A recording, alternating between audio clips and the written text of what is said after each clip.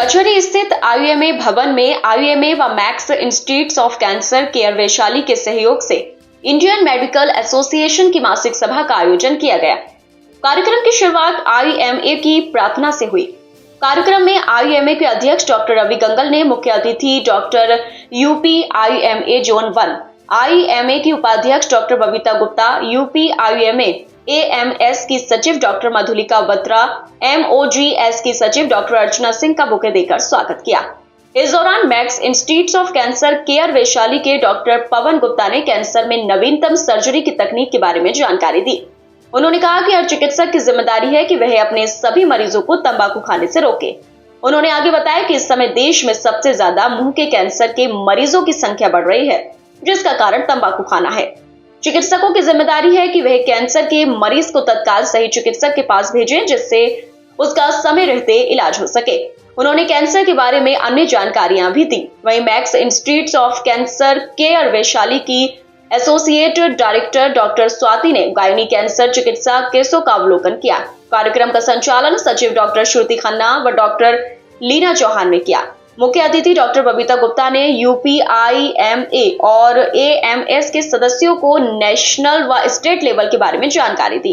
अंत में यूपीआईएमए एएमएस की सचिव डॉक्टर मधुलिका बत्रा ने सभी का आभार व्यक्त किया। आपको बता दें कि इस मौके पर doctor Neeraj Gupta, doctor Richa Gangal, doctor Anurag Khanna, doctor Rajesh Rastogi, doctor Anita Rastogi, doctor AK Goyal, doctor RB Singh, doctor Anil Chauhan व doctor Manish Puri, doctor Girjesh Kain, doctor Nishat Anjum व डॉक्टर सीपी सिंह मौजूद रहे। Cancer spreading by chronic inflammation. Okay, there will always be history of something like a buccal mucosa. Dr. Pavan is going to be here, he can tell you better about it. A tooth which may actually irritate your buccal mucosa and cause a head and neck cancer, oral cavity cancer. Secondly, same in vulva. If you have an autoimmune mechanism, chronic itching, persistent inflammation, chronic inflammation can lead to malignancy. But the second modality is the HPV, that is the human papilloma virus. So whenever we look at a vulval suspicious lesion, we always must have a good speculum and vaginal examination, must do a PAP, must do HPV. Even if she's 70, she's crossed her usual age of screening.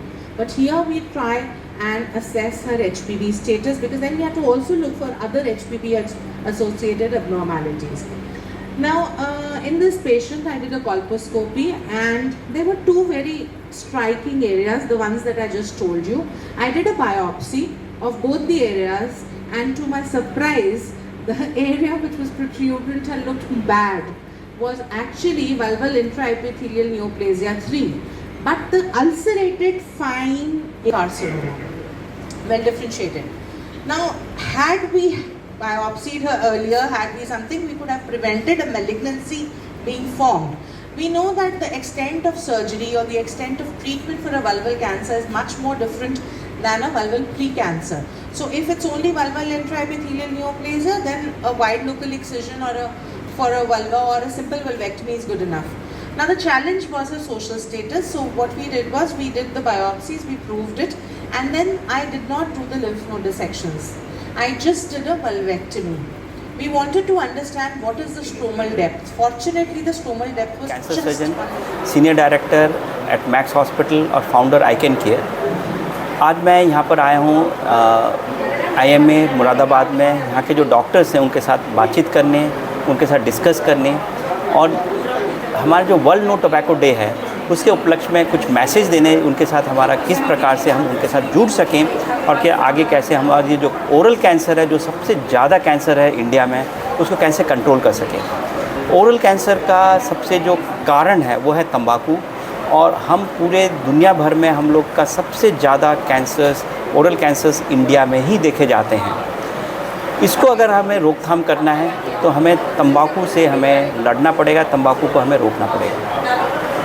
Her patient, her doctor, किसी भी speciality का doctor हो, उसके पास तंबाकू के patient ज़रूर जाते हैं। तंबाकू से होने वाले कैंसर इजीली ट्रीट हो सकते हैं, इजीली प्रिवेंट हो सकते हैं और इजीली उनका डायग्नोसिस भी हो सकता है, राइट।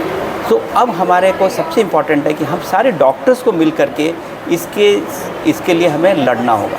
तो मेरा जो आज मैसेज था हमारे यहाँ के जो IMA के डॉक्टर्स के लिए कि ओरल कैंसर्स को, जो हमारे इंडिया में सबसे ज़्यादा कैंसर्स हैं, उसके लिए हमें लड़ने के लिए उनकी हमें आवश्यकता है कि वो किस प्रकार से हमारे जितने भी उनके पास पेशेंट्स आते हैं उनको ज़रूर पूछें कि वो तंबाकू लेते हैं या नहीं, उनको एडवाइस दें तंबाकू छोड़ने का, और सही डॉक्टर जो सर्टिफाइड टबैको सेशन स्पेशलिस्ट हैं उनके पास भेजें तंबाकू छोड़ने के लिए। तो ask, advice and refer, that is what we have given the message to all our doctors.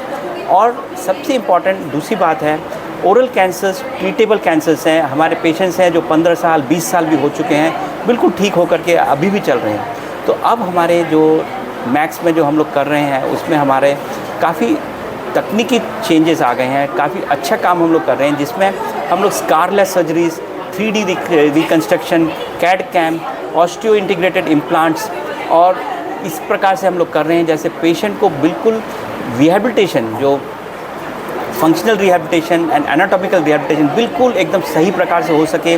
और उसमें पेशेंट को अगर आपके पास आकर के भी बैठ जाता है तो भी आपको पता नहीं चलेगा कि उसका कोई ऑपरेशन भी हुआ है। जो पहले जो होते थे जिसमें हमारे पूरे हड्डियाँ वगैरह निकल जाती थी, हमारे जबड़े निकालने पड़ते थे, उसमें पूरा टेढ़े हो जाते थे फेस, ऐसा आजकल नहीं है। पेशेंट को हम लोग प्रॉपरली करते हैं, रिकन्स्ट्रक्शन करते हैं।